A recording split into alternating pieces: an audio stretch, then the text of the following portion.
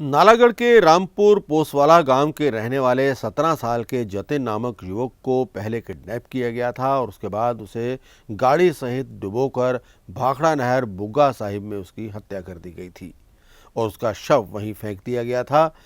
मृतक जतिन का शव एक सप्ताह के बाद पंजाब के रूपनगर के तहत आने वाले अलीपुर गांव से मिला था।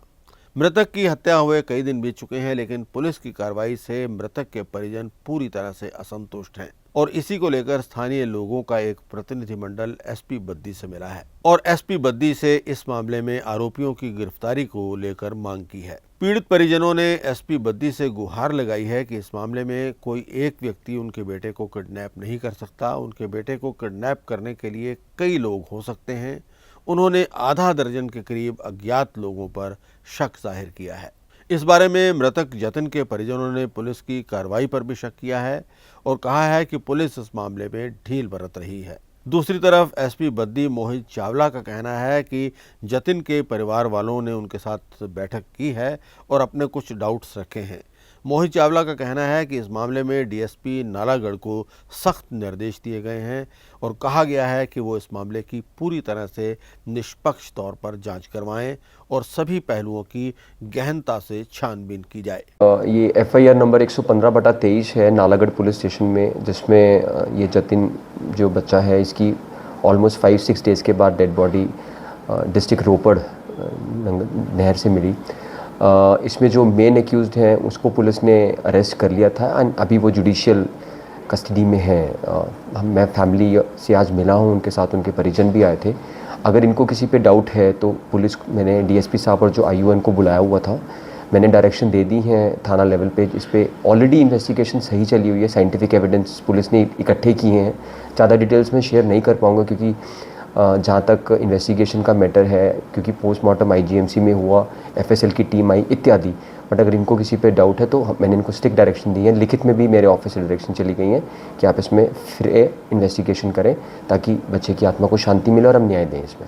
सर, इनमें परिवार वालों का तो एलिगेशन है कि पहले बच्चे को किडनैप किया गया, फिर उसके बाद जो आरोपी है उन्होंने कई लोगों के साथ मिलकर उसको नहर में डुबोया। एब्सोल्युटली इनिशियल एफआईआर भी किडनैपिंग में ही रजिस्टर हुई थी, गाड़ी नहर में गई थी, उसमें मौके के चश्मदीद गवाह भी हैं। उसमें एक ही लड़का साथ में था और ये खुद ट्रैवल करके आया।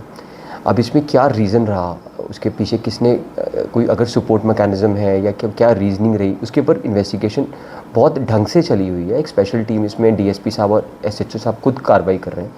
पहला पर्पज़ ये था कि एक्यूज़ को पकड़ा जाए, दूसरा टारगेट ये था कि बच्चे की डेड बॉडी मिले। गोताखोरों की टीम लगाई गई, डाइवर्स की टीम लगाई गई। 5 दिन के बाद उसकी डेड बॉडी मिली है, आईजीएमसी में पोस्टमार्टम हुआ है। जहाँ तक लोकल पुलिस की बात है, जो भी साइंटिफिक एविडेंसेस हैं, जो भी इलेक्ट्रॉनिक एविडेंसेस हैं, जो भी स्टेटमेंट्स हैं, उसको प्रॉपरली और डिलीजेंटली रिकॉर्ड किया जा रहा है। हो सकता है इनको डाउट्स हैं तो उसके बारे में भी मैंने आज इनको डायरेक्शंस इशू किए हैं कि उसको भी इन्वेस्टिगेशन में शामिल किया जाए और इन डाउट्स को क्लियर किया जाए। पुलिस अभी तक इन्वेस्टिगेशन, मैं संतुष्ट हूँ, अभी तक की जो इन्वेस्टिगेशन एकदम सही चली हुई है। जो मेन एक्यूज्ड हैं वो सलाखों के पीछे हैं, जुडिशियल कस्टडी में है।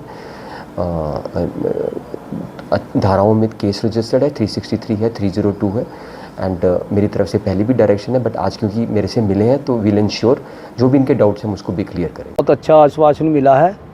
हम कुछ जो कार्यवाही थी थोड़ी ढीली चली हुई थी, इस विषय में हम आए, लोग हमारे गांव के इकट्ठे हो गए, एसपी साहब को मिलना है और डीएसपी साहब और एसपी साहब ने बहुत अच्छा आश्वासन दिया है कि इसमें कोई ढील नहीं बरती जाएगी, अच्छा कार्य करके देंगे, ईमानदारी से काम करेंगे।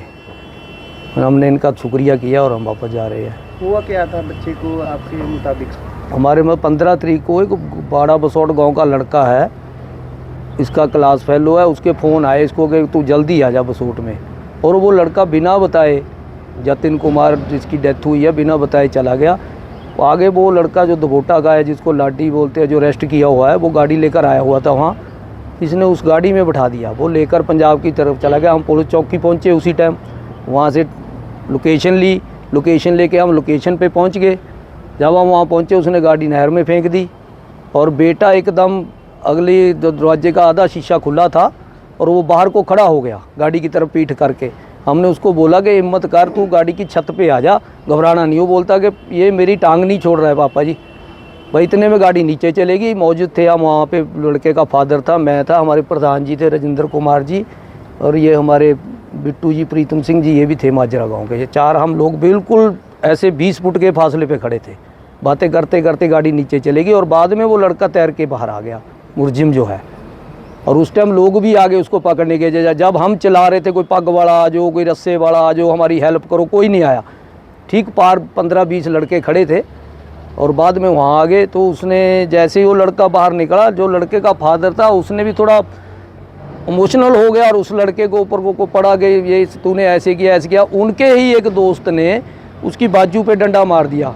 जो लड़के का फादर है उसकी बाजू फ्रैक्चर है, प्लास्टर किया हुआ, घर में बैठा है। कारण डाउट तो हमारे को एक ही है, वो आईओ का कहना है कि एक ही आदमी था। हम कहते हैं कि एक आदमी ड्राइविंग भी कर रहे हैं और किडनैप भी कर रहे हैं, ये नहीं हो सकता है, क्योंकि वो भी लड़का 17 साल का है और स्पोर्ट्स में है, कोई नशे नहीं करता है। एक आदमी कैसे ले जाएगा करके? कुछ तो है साथ में लोग भी, उनको भी इन्वॉल्व करो जिनको आप छोड़ रहे हैं। कुछ लोगों जो है, एक आदमी देखो, एक लड़का गाड़ी भी चला रहा है और किडनैप भी कर रहा है, ऐसे कैसे हो सकता है? और जो लड़के का किडनैप कर रहा है उसको गाड़ी की भी नॉलेज है, खुद चलाता है, उसको लॉक का पता कैसे खोलना है, कहाँ से निकलना है। कोई पुरानी रंजिश नहीं है, ना अभी तक हमारे सामने आई कुछ ऐसी। ये गाड़ी डूबने के बाद जब बाहर निकाली गई, फिर मैंने इसका नंबर देखा, फिर मेरे को याद आया कि ये गाड़ी 3-4 दिन से सुबह 6 और सवा के 6 के बीच में हमारे गांव से निकलती थी। 3-4 दिन देखी मैंने। मैं भी मॉर्निंग वॉक पे जाता हूँ, डायबिटीज पेशेंट हूँ, तो मैंने 3-4 दफ़ा देखी। ये रैकी कर रहे थे कई दिन से। सोचा समझा प्लान है इनका, इसलिए जो हमने तो यही बेनती की कि जो भी लड़के इसमें इन्वॉल्व है, जो भी आदमी है, उनको भी बीच में लिया जाए, क्योंकि हमारा बेटा तो वापस नहीं आएगा। अब बाकियों के बच्चे जो वो सुरक्षित रहेंगे, यही हमने प्रार्थना की है और हमारे को अच्छा आश्वासन मिला है। बाकी आगे देखते हैं। हम सब गांव वाले, पिंड वाले सब एफसी साहब को मिलने के आए थे कि हमें इस केस के बारे में पूरी डिटेल अभी तक क्लियर नहीं मिल रही, इस करके हमें एफसी साहब से मिलने के लिए आए हैं। एफसी साहब ने हमें पूरा विश्वास दिया कि हम पूरी इस चीज़ को छानबीन कर रहे हैं और आपको विश्वास देंगे कि पूरा हमने काम किया है। कि कोई ऐसी कोई नाराज़गी नहीं थी, ना घर वालों की थी। और इस करके बच्चा बहुत शरीफ बच्चा था, बहुत समझदार बच्चा था, जो कि हम देखते थे उसको। कोई ऐसी उसमें कोई ऐसी हरकत नहीं थी जिस करके उस बच्चे को नाजायज़ जो है ना मारा गया। हम जो है ना उन आदमियों से, जो भी उसके साथ जिन्होंने ये काम किया है, उनको अच्छी से कड़ी सज़ा मिलनी चाहिए, तभी हमें तसल्ली होएगी, इंसाफ हमें मिलेगा। अभी हम और कुछ नहीं कहना चाहते हैं।